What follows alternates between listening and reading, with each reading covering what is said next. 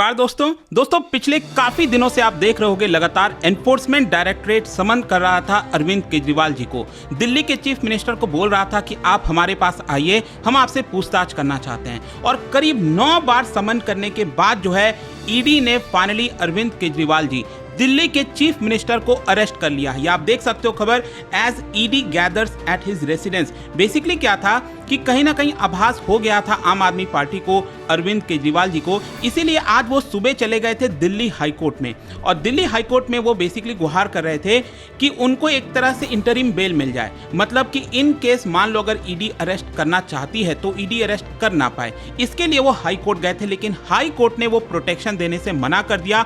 और करीब आप कह सकते हैं 2 घंटे पहले खबर आती है कि ईडी ने जो रेसिडेंस है अरविंद केजरीवाल जी का, वहां पर जाकर वो खड़े हो गए उनसे पूछताछ करने के लिए। और अब यहां पर फाइनली खबर आई है कि उनको अरेस्ट कर लिया गया है। तो ये मामला है क्या, आखिरकार ये पूरा टाइमलाइन क्या है वो तो मैं आपको बताऊंगा, लेकिन अरविंद केजरीवाल जी को स्पेसिफिकली क्यों अरेस्ट किया गया वो भी हम जानेंगे।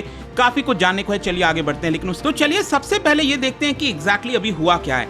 जैसा कि मैं आपको बता रहा था कि दिल्ली के चीफ मिनिस्टर अरविंद केजरीवाल जी को अरेस्ट किया गया है एनफोर्समेंट डायरेक्टरेट के द्वारा in connection with the liquor policy case. आपको याद होगा 2021 में दिल्ली सरकार एक लिकर पॉलिसी लेकर आती है, जिसके तहत जो पहले वाली पॉलिसी चल रही थी, मतलब दिल्ली के अंदर जिस तरीके से शराब बिकता था, उसमें सरकार ने काफी सारे बदलाव कर दिए। और अगर मैं आपको सिंपल शब्दों में बताऊं तो बेसिकली ये था कि पहले यहाँ पर जो एक्साइज वगैरह ड्यूटी वगैरह लगता था उसमें बदलाव किया गया। और दिल्ली सरकार का कहना था कि हम चाहते हैं कि अगर मान लो कोई एक इलाका है दिल्ली का, वहाँ पर 4-5 लिकर शॉप्स हैं, तो वो हम नहीं चाहते। हम चाहते हैं कि पूरे दिल्ली में अलग अलग इलाके में समान तरीके से लिकर मिले, मतलब कि ऐसा ना हो कि लिकर शॉप एक ही एरिया में कंसंट्रेट हो जा रहे हैं और किसी दूसरे एरिया में लिकर शॉप है ही नहीं।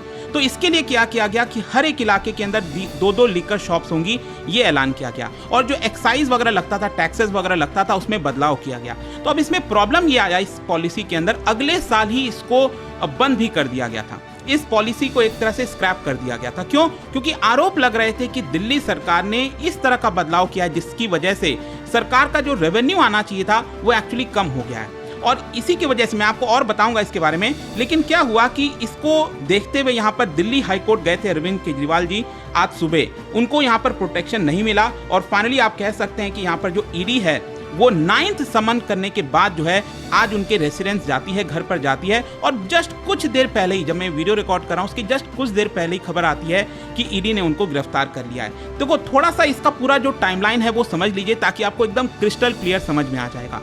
देखो नवंबर 2021 में ये जो न्यू एक्साइज पॉलिसी है लिकर से रिलेटेड, वो आपका दिल्ली सरकार के द्वारा लाया जाता है। फिर जुलाई 8, 2022 मतलब लगभग 6 महीने के बाद जो है दिल्ली के जो चीफ सेक्रेटरी हैं उन्होंने रिपोर्ट किया कि काफी ग्रॉस वायलेशन हुआ है इस पूरे पॉलिसी के अंदर। अब इसको देखते हुए क्या होता है कि जो दिल्ली के लेफ्टिनेंट गवर्नर हैं उन्होंने सीबीआई प्रोब का रिकमेंडेशन दे दिया कि कहीं ना कहीं इस पूरे पॉलिसी के अंदर बहुत बड़ा घोटाला हुआ है, इसलिए हम चाहते हैं कि सीबीआई इसकी जांच करे।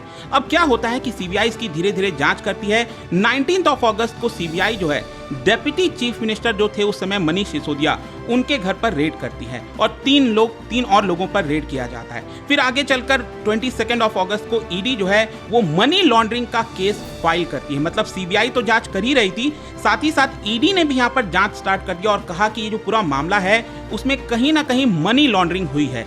फिर देखिए क्या होता है, 1 महीने के बाद लगभग सितंबर में आम आदमी पार्टी कम्युनिकेशन जो हेड है विजय नायर, और ये काफी इंपॉर्टेंट रोल था इनका, मैं आपको आगे बताऊंगा, तो इनको भी अरेस्ट कर लिया जाता है सीबीआई के द्वारा। फिर देखिए अगले साल 2023 में मार्च के महीने में ईडी फाइनली अरेस्ट करती है दिल्ली के chief minister, deputy chief minister Manish Sisodia ji को।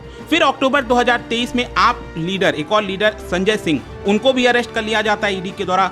फिर अक्टूबर 2023 में ईडी जो है वो पहला समन भेजती है अरविंद केजरीवाल जी को। और देखिए यहीं से पूरा सिलसिला स्टार्ट हो जाता है, मतलब कि ये पहला समन भेजा गया था ईडी के द्वारा और ईडी ने कहा कि हम आपसे पूछताछ करना चाहते हैं अरविंद केजरीवाल जी से। लेकिन तब से लेकर करीब 9 समन भेज दिए गए। अरविंद केजरीवाल जी बार बार यही कह रहे थे, आम आदमी पार्टी यही कह रही थी कि ये जो समन किया जा रहा है ईडी के द्वारा ये एक तरह से इलीगल है और इसीलिए हम ईडी के सामने नहीं जाएंगे। तो फाइनली अब क्या होता है कि जस्ट कुछ दिन पहले, 4-5 दिन पहले, आपको याद होगा 16 मार्च को साउथ इंडिया से एक खबर आती है। साउथ इंडिया में तेलंगाना राज्य में आपको पता है वहां पर एक पार्टी है भारत राष्ट्र समिति, उनके जो लीडर हैं एक के कविता, उनको ईडी फाइनली अरेस्ट कर लेती है। और ये पूरा मामला इसी से रिलेटेड है, वो भी मैं आपको बताऊंगा, क्योंकि यहाँ पर ये बोला गया एक साउथ लॉबी के बारे में आपने सुना होगा। तो इस पूरे पॉलिसी के अंदर ये बोला गया कि जो साउथ में लॉबी है, जो कई सारे लिकर कंपनीज हैं, उनको एक तरह से टेंडर देने की कोशिश की गई कि वो लोग अपना सामान जो पूरा लिकर है, शराब है, वो दिल्ली में बेच सकेंगे एज अ होलसेलर। और इस फेवर के बदले में मतलब कि जो के कविता हैं, उन्होंने यहाँ पर कहीं ना कहीं साठगांठ की है आम आदमी पार्टी के साथ मिलकर। तो ये जो फेवर मिल रहा है साउथ के लिकर जो कंपनीज हैं उनको, उसके बदले में ये लिकर कंपनीज काफी सारा पैसा आम आदमी पार्टी को देंगे, ये सारे आरोप लगाए जा रहे थे। और फाइनली आज 21 मार्च को, जैसा मैंने आपको बताया, अरविंद केजरीवाल जी जो 9th समन है वो भी मिस कर देते हैं और कुछ ही घंटों के बाद वो दिल्ली हाईकोर्ट जाते हैं। वो परमिशन मांगते हैं हाईकोर्ट से कि आप हमें प्रोटेक्शन दीजिए ताकि ईडी अरेस्ट ना करे, और वो देने से मना कर देते हैं। तो क्वेश्चन अब ये है कि आखिरकार ये लिंक है क्या, केजरीवाल जी को क्यों अरेस्ट किया गया? देखो, एनफोर्समेंट डायरेक्टरेट ने जो प्रेस नोट रिलीज किया था उसमें कहा था कि mister Kejriwal is a conspirator in the case, मतलब कहीं ना कहीं एक मेन भूमिका है उनकी केजरीवाल जी की इस पूरे लिकर पॉलिसी के अंदर।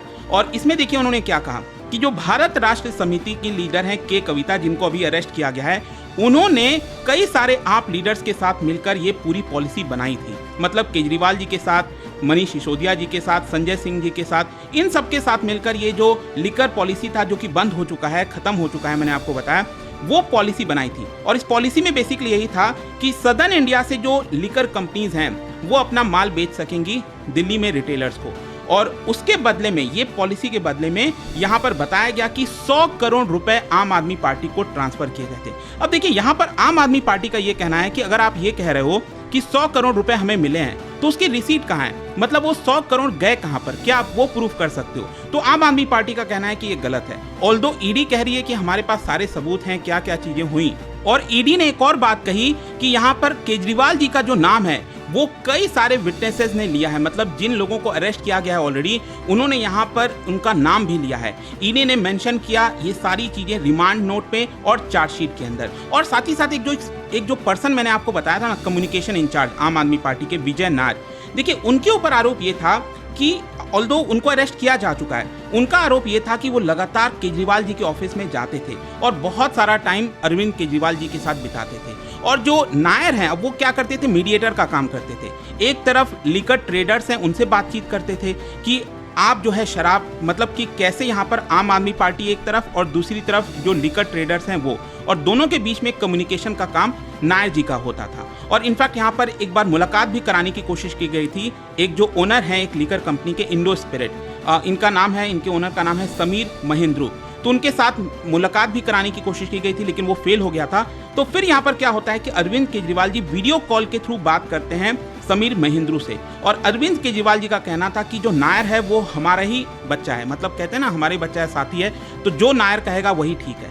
तो एक तरह से यहाँ पर ये सारा जो केस है वो रचा गया और कुछ लिकर कंपनीज को फायदा पहुंचाया गया और उसके बदले में आम आदमी पार्टी को काफी सारा पैसा मिला। ये पूरा केस था और इसीलिए अरविंद केजरीवाल जी को अरेस्ट कर लिया गया। अब जैसा कि आप देख सकते हो कि आज सुबह जब अरविंद केजरीवाल जी हाई कोर्ट गए, तो मैं आपको बता दूं, सबसे पहले तो हाई कोर्ट ने ईडी से ही सवाल पूछ लिया कि आपके पास कोई मटेरियल है आप जो बैक करना चाहते हो कि आप अरविंद केजरीवाल जी से जो पूछताछ करना चाह रहे हैं इसको लेकर क्या आपके पास कोई प्रूफ है, मटेरियल है? तो ईडी ने कहा कि हाँ बिल्कुल है, लेकिन हम वो अभी अरविंद केजरीवाल जी को नहीं बता सकते। जब तक वो हमारे सामने पूछताछ के लिए नहीं आएंगे तब तक हम ये सारी चीजें नहीं रिवील कर सकते। और इसीलिए यहाँ पर फाइनली जो दिल्ली हाई कोर्ट की डिवीजन बेंच है, जस्टिस सुरेश कुमार कैत और जस्टिस मनोज जैन, उन्होंने ये डिसाइड किया कि हमने दोनों पक्ष की बातें सुनी हैं, ईडी की और अरविंद केजरीवाल जी की, और हमने डिसाइड किया है कि अभी हम इस स्टेज में कुछ भी नहीं करेंगे। तो जैसे ही ये खबर आती है कि हाई कोर्ट ने प्रोटेक्शन देने से मना कर दिया, तो अरविंद केजरीवाल जी अब चले जाते हैं सुप्रीम कोर्ट। आज शाम की ही बात है ये, लेकिन अब क्या है कि सुप्रीम कोर्ट में तो ये मामला कल सुना जाएगा। तो अभी क्या हुआ है कि वो सुनवाई होने से पहले जो ईडी है वो अभी शाम को ही वो चले जाते हैं घर पर, अरविंद केजरीवाल जी के घर पर, और वहां पर उनको अरेस्ट कर लिया जाता है। तो आई होप दोस्तों ये पूरा जो मामला था वो आपको समझ में आ गया होगा शॉर्ट में, और क्या हुआ क्या नहीं, आपकी क्या राय है इस पर मुझे कमेंट्स में जरूर बताना। और जाने से पहले एक इंटरेस्टिंग क्वेश्चन ईडी से रिलेटेड, 2 स्टेटमेंट दिया है इस एजेंसी से रिलेटेड, आपको बताना है कौन सा करेक्ट है, इसका ने गिरफ्तार किया है, ये लोकतंत्र की हत्या है और इस देश के अंदर तानाशाही की घोपड़ा है। अगर अरविंद केजरीवाल को गिरफ्तार किया जा सकता है तो इस देश के अंदर हर बच्चे को गिरफ्तार किया जा सकता है, उसकी आवाज को दबाया जा सकता है। इसलिए साथियों, आज से लड़ाई शुरू हुई है। अरविंद केजरीवाल एक व्यक्ति नहीं, अरविंद केजरीवाल एक विचार है। देश के अंदर जब से इंडिया गठबंधन बना है, भाजपा को ये लगता है 400 पार नहीं 40 पर भाजपा सिमटने जा रही है देश के अंदर, और इसलिए उन्होंने तय किया है एक एक करके हर विपक्ष के नेता को गिरफ्तार करो। लेकिन आज हद पार हुई है। शराब का घोटाला क्या है, शराब का लिकर स्कैम क्या है?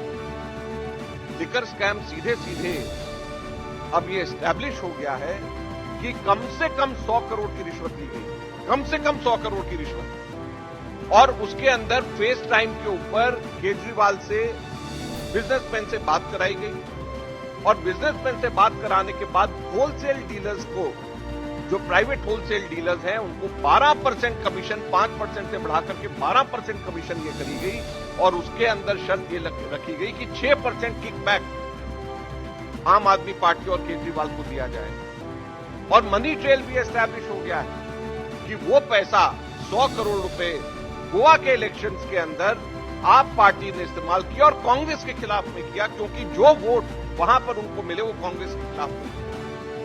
तो केजरीवाल ने कांग्रेस को हराने के लिए, कांग्रेस को नुकसान पहुंचाने के लिए केजरीवाल ने 100 करोड़ का स्कैम किया है, और इनको कोई नैतिक अधिकार, केजरीवाल और इनके मंत्रियों को, जो जिनका नाम इसमें है, चाहे वो मनीष सिसोदिया, चाहे सत्येंद्र जैन को, इनको कोई नैतिक अधिकार नहीं है कि अपनी कुर्सी पे एक सेकंड भी और रह जाए। 6% 12% में से किकबैक दिया गया। ये एस्टैब्लिश हो गया कि एडवर्टाइजमेंट्स जो दिए गए वहां पे गोवा में, वो एडवर्टाइजमेंट्स के पैसे किसी किकबैक से दिया गया। ये ईडी की चार्जशीट में मेंशन है। ये एस्टैब्लिश हो गया है कि 70 लाख रुपए इनके वॉलंटियर्स को इसी पैसे में से दिए गए, जो जिन लोगों ने आगे सर्वे किया गया, वो मनी ट्रेल एस्टैब्लिश हो गई। जब इसके अंदर प्रूफ आ गया है, जब मनी ट्रेल एस्टैब्लिश हो गई और पीएमएलए के कोर्ट ने थर्सडे को संज्ञान लेकर के चार्जशीट को फाइल करने के लिए ईडी को कह दिया है, तो उसके बाद में क्या नैतिक अधिकार केजरीवाल को है कि वो एक सेकंड भी अपनी पोस्ट पे रह जाएं? आज कांग्रेस पार्टी से पूछना चाहती है।